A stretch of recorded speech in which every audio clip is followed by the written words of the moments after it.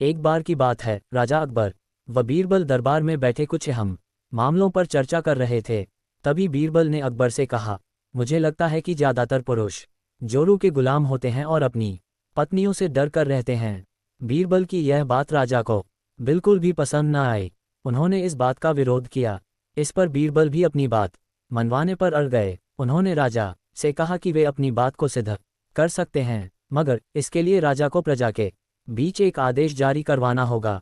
वह आदेश ये था कि जिस पुरुष के अपनी पत्नी से डरने की बात सामने आएगी, उसे दरबार में एक मुर्गी जमा करानी होगी।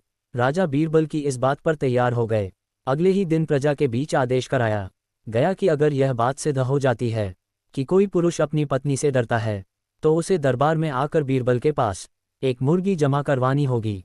फिर क्या था, देखते ही देखते बीरबल के पास ढेरों मुर्गियां इकट्ठा हो गईं और सैकड़ों मुर्गियां महल के बगीचे में घूमने लगीं। अब बीरबल राजा के पास पहुंचे और बोले, महाराज, महल में इतनी मुर्गियां इकट्ठा हो गई हैं कि आप एक मुर्गी खाना खोल सकते हैं, इसलिए अब आप इस आदेश को वापस ले सकते हैं। मगर महाराज ने इस बात को गंभीरता से नहीं लिया और महल में मुर्गियों की संख्या धीरे धीरे और भी ज़्यादा बढ़ने लगी। इतनी अधिक मुर्गियां महल में जमा हो जाने के बाद भी जब राजा अकबर बीरबल की बात से सहमत नहीं हुए, तो बीरबल ने अपनी बात सिद्ध करने के लिए एक नया की उपाय निकाला। एक दिन बीरबल राजा के पास गए और बोले, महाराज, मैंने सुना है कि पड़ोस के राज्य में एक बहुत की खूबसूरत राजकुमारी रहती है।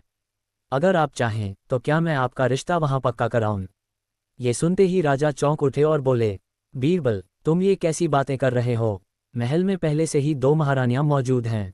अगर उन्हें इस बात की भनक भी लगी तो मेरी खैर नहीं होगी। ये सुनकर बीरबल ने तपाक से जवाब दिया, चलिए महाराज, फिर तो आप भी मेरे पास 2 मुर्गियां जमा करा ही दीजिए। राजा बीरबल का ऐसा जवाब सुनकर शर्मा गए और उन्होंने अपना आदेश उसी वक्त वापस ले लिया।